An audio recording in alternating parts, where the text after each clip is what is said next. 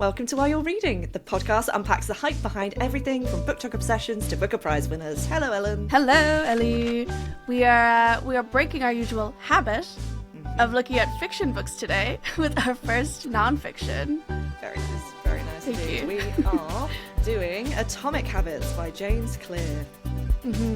Atomic Habits, you've probably seen it all over your feed, and we thought we would change things up a little bit this week because, you know, we are all about taking the trending books from socials, and if there's one thing that I know about the trending books, it's that Atomic Habits is a staple. She's always there. I cannot tell you how many times I've seen Atomic Habits in a TikTok, in a YouTube video, in the thumbnail for a YouTube video. It is everywhere.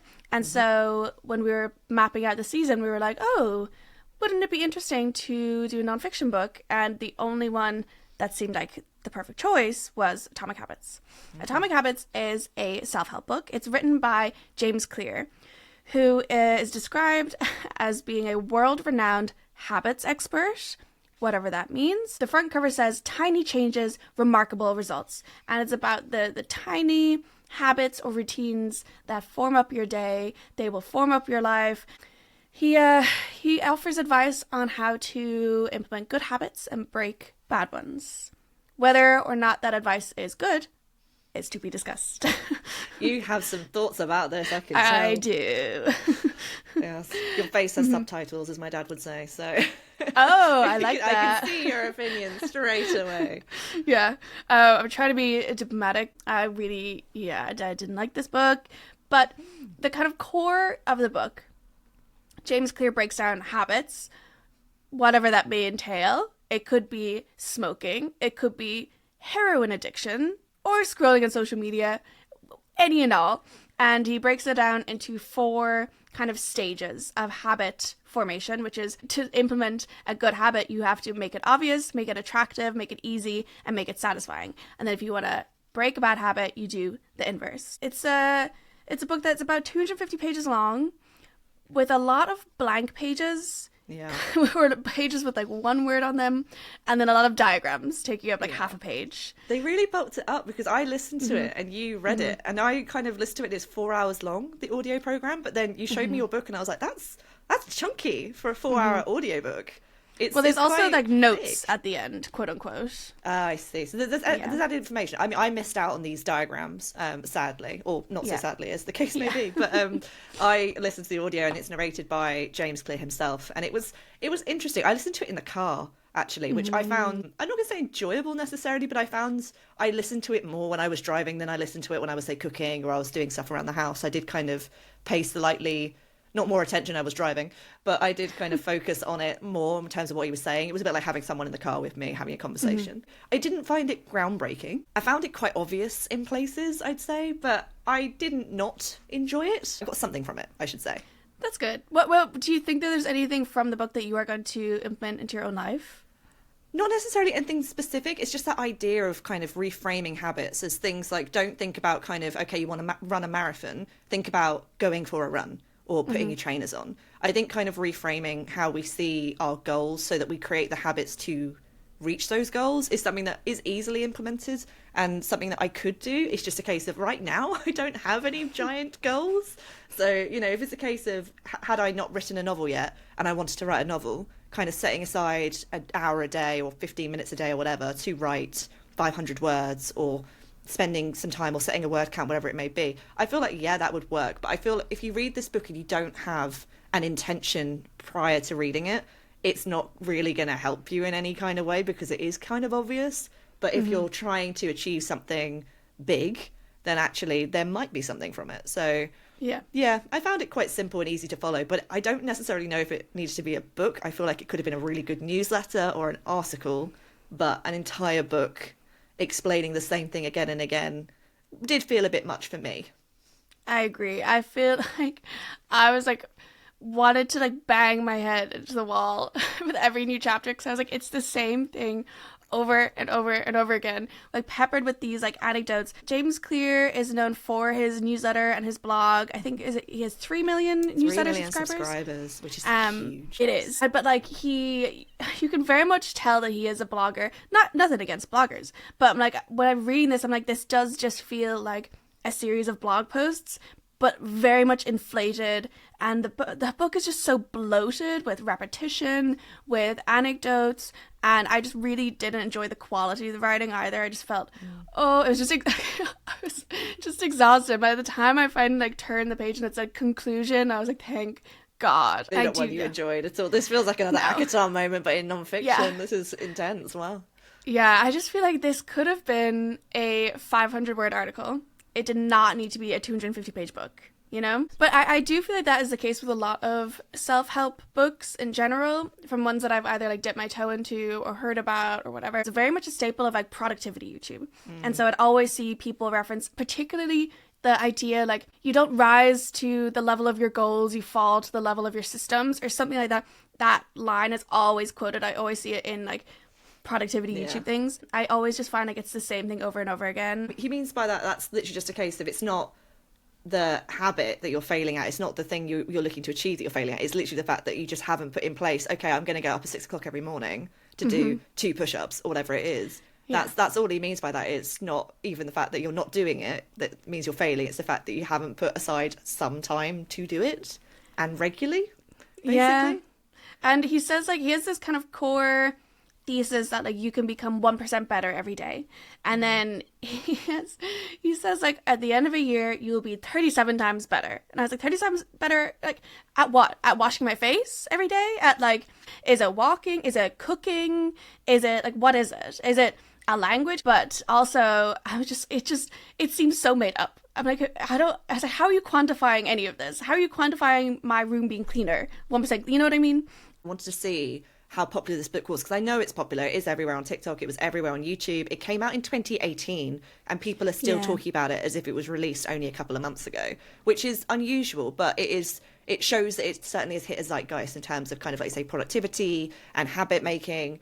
But I think I went on Goodreads and I saw that it had over a 1.6 million review ratings. I think it has a really strong star rating. I think it was 4 point something, 4.3 maybe. It had 65,000 reviews, the majority of which were positive. When I had a look at the 1 and 2 star reviews, the thing that came up the most in terms of criticism about the book was the fact that people were expecting this to be a science-backed book, kind of neuroscience or something to do with actual scientific fact. But James Clear isn't a scientist. He's not even a psychologist. He's just a man that really enjoys forming and maintaining habits.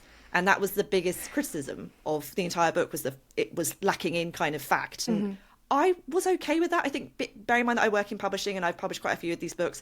Most of the time I've worked with people that typically aren't scientists or psychologists. They are very passionate people. They've done a lot of research, or they've implemented or experienced things themselves. We do have a tendency to kind of focus more on scientists and doctors these days, just because we find they typically have audiences and we know the criticisms are going to come. But in 2018, 2019, when self-help books were extremely popular in particular, which we'll come on to, it wasn't such a necessity. So, but did you struggle with that? I was fine with it, the fact that he just really likes habits. I think the thing is, I think if people aren't credited in whatever way, that is fine, as long as, I think you... this is going to sound so mean. As long as you have something valuable to add. If you're someone who has struggled a lot with habits and you found, these things really help, that's great. You probably do have some wisdom. James Clear really makes it clear that he's always been very regimented and he's always had a lot of self-discipline. He talks about how when he was in college, the other boys were playing video games and he was studying and had his room tidy and stuff, blah, blah, blah. So I was if he hasn't struggled with this at all, I'm why should I listen to you? If this is just something that is inherent in you, if it's just a part of your personality, then you're not going to understand the struggle with habits. You're not going to, you're just going to be oh, it's easy. You want to run? Just get up and put your shoes on and get out there. I'm that's actually not how it works. So if you've never had a struggle with those kind of frictions, you're not going to know how to get around them. And I just really felt that lack of, I don't want to say lack of empathy, but that lack of kind of understanding the kind of difference in mindset throughout his book, because the advice is so simplified and very, I don't know, very reductive. The book's called Atomic Habits, but he will try to define habits, but then it becomes very meandering. And at some points he'll talk about, how habits are unconscious. And then he says oh, do you know how you get hungry? You don't think about getting hungry and eating, but then you do get, but I'm that's not really a habit. That's more of a function of just my body. Yeah. And then and survival. And he'll also talk about things like smoking or binge eating and like lump them together with working out and scrolling on social media. And I'm like, well, these things are very different. You know, some of these things are addiction issues or mental health issues. Some of these are bad habits. Like biting your nails and smoking is not the same thing. And he tries to like conflate them, and he tries to make it seem like, oh, you know, quitting smoking is as easy as quitting biting your nails or whatever. And it's just very, it's just so simplistic. Yeah, because he kind of, there was a moment where, particularly with the smoking, he tried to explain it. And at first I thought, okay, I see where you're going with it, but I did struggle with the kind of topics around addiction and kind of those, and thinking of them as habits, because they're not. But he tried to explain it in a way that when you start smoking or start drinking, you're not going in with the intention to become a smoker or an alcoholic at the severity of it, but you're going in because when you smoke or you drink, you get a good feeling. So the habit is not the actual act, it's the feeling that you get, is what you're searching for. The habit is trying to get that high. And it's I kind of understand that, but that's still not a habit. I mean, it's a bad habit, if anything, but it's very kind of could lead to something quite dangerous in terms of heroin in particular. And it, to, like you say, equates it with something as simplistic as biting your nails. I mean, I bite my nails. And the idea that stopping biting my nails will be just as simple as stopping smoking, or getting into biting my nails is just as simple as smoking. It's like, no, not really. They're quite different, and can be quite conscious and unconscious acts as well. Because one thing we don't discuss in the book, or he doesn't discuss in the book, is the kind of idea of having a good habit and a bad habit. Because actually, with these intentions, you could easily form very bad habits. But he doesn't seem to kind of touch upon them. He just kind of brings in smoking and drinking and heroin as habits in general, but he doesn't really say, oh, this one's bad and this one's good. And it's just like, why would we even need to discuss them, really? Well, he was talking about American soldiers in Vietnam during the Vietnam War and how a bunch of them were getting addicted to heroin. And he talked about how part of it was, you know, it was the access to heroin, it was them being surrounded by the ravages of war, which I'm like, I feel like, again, we can't really say, oh, they got into a heroin habit when they're in the midst of war.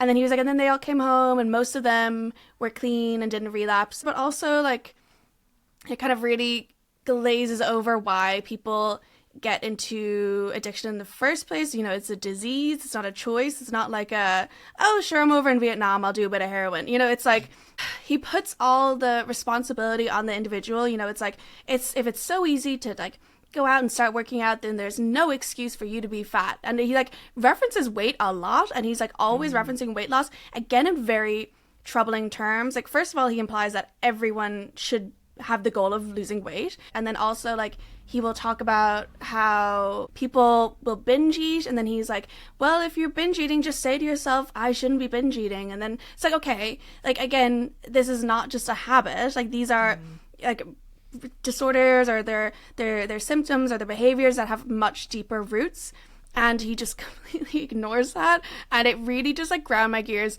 There was lacking consideration of just general economic groups, disabilities, mental health, like you say, and definitely downplaying things like addiction and just other disorders and things like you mentioned. So I think there were moments, but this is also because I think he's not a doctor or a neuroscientist or a psychologist, so he couldn't really dive into those topics with the correct knowledge to kind of explain how this will improve your life, make them better, or indeed just kind of how they could make them worse. It doesn't take female hormone fluctuations into account at all. He assumes that like your baseline's going to be the same every day. He's like, it's okay if you have one bad day here and there. But I'm like, well, for us, I'm like, 1 week out of the month at least is taken up by our period, and you know that it affects different people different ways, but like assuming that we are going to have the blanket same energy levels, motivation, mood every day is a very, again, like male way of looking at things. Yeah, there are definitely moments I thought to myself, I could really do with another female example here, or something that does, like you say, consider female hormonal changes and just general kind of parenting and motherhood as well as the other big thing. He doesn't mention parenthood really that much in the book at all,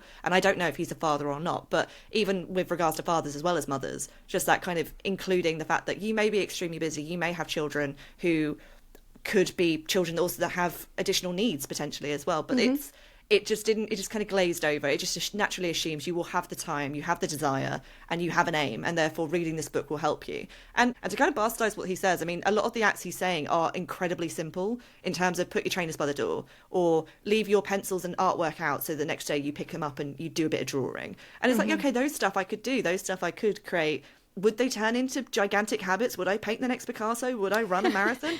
I believe in you, Ellie. So. Thank you. Yeah, change 1% every day in 37 times better by the end of the year. I'm still skeptical. I think that's partially my issue of reading this book. I came in, I was quite skeptical in the first place. And I'm a big believer that habits change as well. Like, I really, really used to quite enjoy journaling, and now I don't journal at all. And it's not that it's not even a habit that I could just pick up and pick down again. It's that I don't really care for it anymore. Like, I can do it, sure, but I don't get the same high as I used to when I was a teenager, creating all my pages and drawings and collages and such.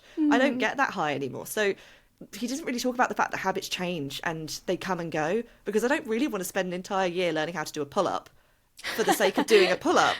Are you going to be 37 times better at the end of this year and then 74 times better at the end of next year? I'm like, when does it stop? How does the maths work? There were moments that felt quite pressured, perhaps, but I still did get something from it. But I get something from these books in general, but not what they want me to. I don't necessarily apply the learning from the books or when I read self-development or listen to audiobooks, but I typically read these books usually for a purpose. So if I really want to clean my house, I will put on a book about decluttering.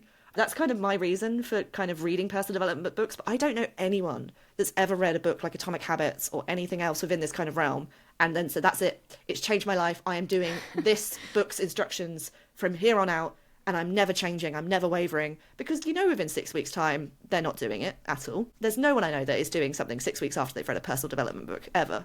They might have taken a certain learning or an inspiration from it, but they're not following it to the T. Yeah, I think as well, like, part of the kind of failings with this book and, some others as well, is that because they're trying to appeal to everyone, their advice isn't so generic that it's like kind of either just useless or like common sense. One of the things, what you were talking about, how he's not a scientist. I was looking at the references at the back of the book out of curiosity to see the quality of them, and he does cite some studies, but also the studies that he will cite and that like he uses in the book will be about animals. Like there was one about geese and how a goose will like take a volleyball and sit on it, and I was like, I don't understand how this applies to us so at all. applicable to us. Yeah, and it's just like sometimes like I'm like, okay, I understand this one, maybe talking about mice and their effects, because I'm like, okay, this can is obviously a study in human behavior or the function of dopamine, whatever. But some of them were just, I was like, I don't understand what you're doing.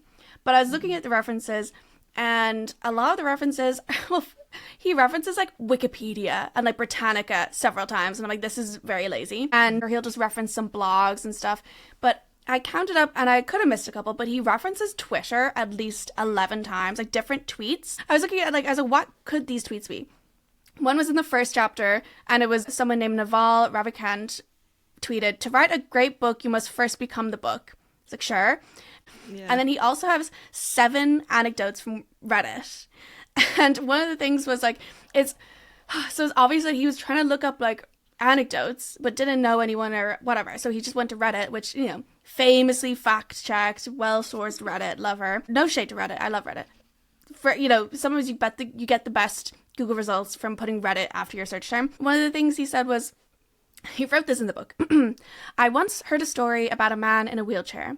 When asked if it was difficult being confined, he responded, 'I'm not confined to my wheelchair. I am liberated by it. If it wasn't for my wheelchair, I would be bedbound and never leave the house.' This shift in perspective completely transformed how we lived each day." The reference from that was a Reddit thread of what is something that someone said that forever changed your way of thinking. I was like, so you needed Reddit for that? Also saying, "I once heard a story about a man in a wheelchair." No, you read it on Reddit.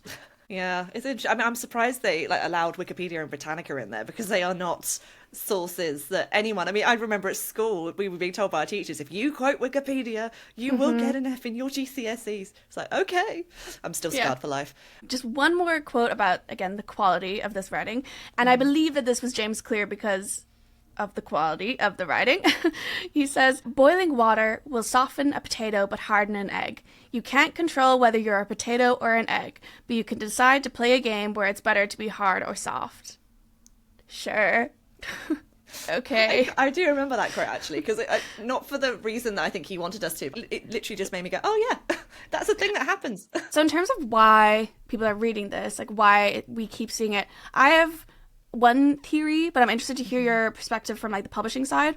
I think with the kind of nature of the advice, I think it's very like actionable. I think it lends itself very well to content creation of people either, you know, sharing the same advice or saying like, I implemented the Atomic Habits framework and like this is how I did. Because it's this blank slate, so many people can make content about it, which is why we've seen so much content about it. And also the ideas are so kind of simple or deceptively simple that it's very easy for people to kind of pop on and say like, are you having trouble with this habit? Like, this is my advice, you know? So it's very kind of, it's this blank slate. That's kind of my theory. But from a publishing perspective, why do you think Atomic Habits and like the kind of self-help, this kind of brand of self-help as a whole is so popular? I think it's because it's so aspirational. I mean, everybody wants to live their best life. Everyone wants to have the biggest opportunities, make the most money, climb the career ladder, have a great family, be happy.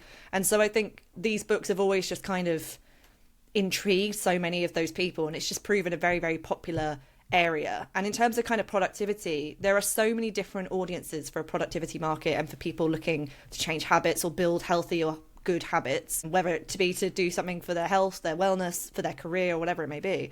It's things like in September and October you have the back to school crowd. So this book actually came out in October 2018, but that was primarily because it had a good lead in to January, because in January you have the new year, new me audience, and it's a huge phenomenon, it's a huge trend, it happens every single year, and that's the key audience, I'd say, are the people that are looking to kind of hit the gear and change their life and, you know, whatever it may be, get that better job, get that beach body, get ready for a wedding, who knows. That's always really, really popular. 2018 alone, it was one of Amazon's top 10 books of the year, and it was one of the fastest growing books on Goodreads. I think it hit 1 million ratings or reviews really, really early for a new release. And it was proving very, very popular. But you can always see the spikes in sales for Atomic Habits, because in 2022, it sold 12,500 copies in the first week of January. And then in January 2024, 2 years later, it sold 10,000 copies in the first week of January.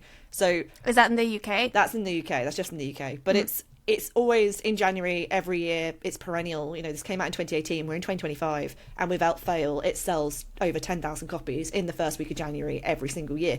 These books actually tend to be extremely popular in things like WH Smith's travel stores. So if you go to an airport or to a train station, you will always find Atomic Habits. So many people will buy this book, and then if they've got like a long journey or a commute or a travel on holiday or whatever it may be, they will grab this book and they will read it on the flight, because it's like, I have 8 hours of being in the air. What am I going to do? I'm going to improve myself. And it just people find, because most people won't sit at home and read this. They'd rather watch the telly, or they cook the dinner, or do whatever. There are some years where it's extremely popular and everyone's reading or recommending a self-help book or a self-improvement book or a personal development book, whatever you want to call it. And then there are other years where everyone's like, no, they're ridiculous, let's make fun of them. So they do kind of come up and down, but in January, without fail, you will always see a massive spike in these sales. It's funny how, like, what you were saying there of like the people making fun of them. I feel like that book of like The Subtle Art of Not Giving a Fuck, or like How to Not Give a Fuck. I think there's 2 books like that that are like poking fun at self-help books, but are also a self-help book. Yeah. So it's like there are tons of them. I think that was the way in, because in 2019 there was a massive spike in self-development sales. I think in the UK alone there was a rise of 20% in sales. I can't quite figure out what it was. It could have been Atomic Habits that came out in 2018. So maybe in 2019 people were just really hooked and were trying to, you know, find more books like Atomic Habits. Who knows? But 3 million books were sold in 2019 around self-development, and that was, like I said, a 20% rise. So it's really quite high. I don't think there was a massive spike during the pandemic. I don't have any data to kind of prove that, but I think during the pandemic a lot of people were less focused on self-improvement and were more focused actually on things like escapism. So I think it went down in popularity. But back in the day, back in like the 90s, for example, with Bridget Jones's Diary, when that first came out in book form, there was a lot of recommendations in that book as a fictional novel. Bridget Jones is that, like, at the end she like throws that all out, and she's like, I'm happy just the way I am. That's you know it. But like, why are people not picking that up? Of like, they're like, oh, she's reading self-help, I should too. It's like, no, stop. No, it's true, but there's so many of those movies, particularly in rom-coms and chick lit films and everything else, where the kind of the female main character will get a ton of these books to improve themselves, and then at the end of the movie they'll chuck them all out because they're happy the way they are. So that's always the memo. That's always the kind of lesson in life after the fact, is that you don't need these books. Yet we all kind of read them still and secretly enjoy them, or at least I do. I don't even say much secretly. I do enjoy them. I tend to read them, most of them, in the first 3 months of the year. I am very much a kind of new year, new me kind of girl. I love the energy and the fresh start energy of a new year.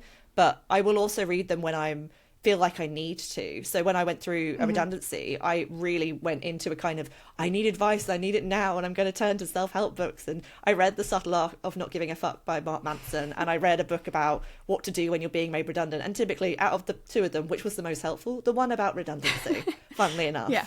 In terms of overall success, though, there was a quote from his publisher in January 2024 that said Atomic Habits was a success on launch, but it is now a stratospheric success. And I would say that's true. I mean, it's been translated into 60 languages. It's sold over 20 million copies around the world. I mean, that's a huge number, and it's still selling. It will always be a bestseller come January. I feel like this is going to be like the new 7 Habits of Highly Successful People book that everyone seemed to have for a generation. I feel like everyone's going to own a copy or have read or have listened to Atomic Habits at some point, or at the very least liked or followed or reshared something on Instagram or TikTok with one of the quotes or affirmations from it, because it is easily shareable. And while it may be simplistic and not the most factually correct, and at some points not particularly positive, there are very easy learnings from it which are easily shareable, and I think people think they can apply. So I think it's here to stay. So with that, I'm going to ask you the question. What are you going to do with your copy of Atomic Habits? Are you going to shelf it, share it, or shred it? I think for this one, I'm just going to shelf it, but just kind of put it to one side, keep it. It's there if I need it. Probably won't, but not really think about it going forwards. I think I've got what I can from it, and it wasn't very much in my case. So what about you? I think I can guess what yours is going to be. Probably shred it. I want it out of my sight. I never want to look at it again. I'll probably donate it to charity. I did dog ear a few pages for the quotes that we were talking about. But besides that, it's, in fine condition. I didn't get too angry at it. And maybe someone out there will find some nuggets of wisdom. Hopefully. And stop biting their nails. and stop doing heroin. Thanks so much for listening to this episode. We'll be back next episode talking about fiction. And be sure to rate us 5 stars, potentially, on Apple and Spotify. Leave us a review if you are so inclined. You can follow us on our socials and let us know your thoughts on Atomic Habits or self-help books like it. And we will see you very soon. Bye. Bye.